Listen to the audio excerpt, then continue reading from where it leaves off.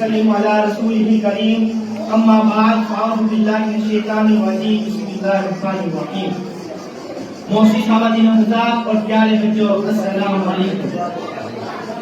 14 اگست 1947 قیام پاکستان کا دن، یوم آزادی کا دن، جناب وہ دن جس دن پیروں میں بندی غلامی کی زنجیریں ٹوٹ گئیں، جناب وہ دن جس دن ہاتھوں میں لگی بے بسی اور لاچاری کی ہتھکڑیاں کھل گئی، جناب وہ دن جس دن طرح جو ظلمت کا گلے میں پڑا تھا وہ چکنا چور ہو گیا، بے نور کی جو آنکھیں انہیں نور مل گیا، گونگی کی جو زبانیں وہ بولنے لگی، اور ہاں جو لفظ سینے ہوئے تھے برسوں سے وہ چیخ چیخ کے کہنے لگے کہ بولوں گا کیونکہ لب آزاد ہے میرے، بولوں گا کیونکہ لب آزاد ہے میرے۔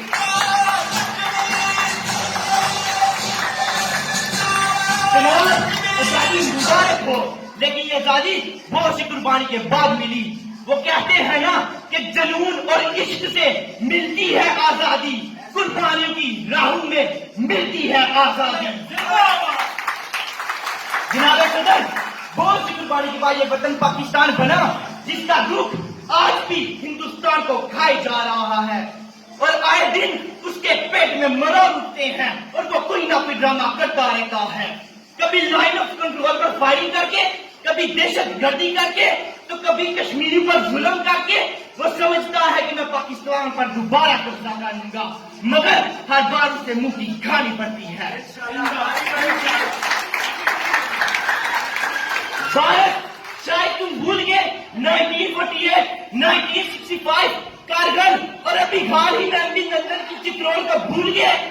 شاید تم نہیں جانتے کہ میرے مرد مجاہد جب میدان جنگ پہ اترتے ہیں تو وہ موت سے نہیں ڈرتے بلکہ موت کو اپنے لیے اعزاز سمجھتے ہیں۔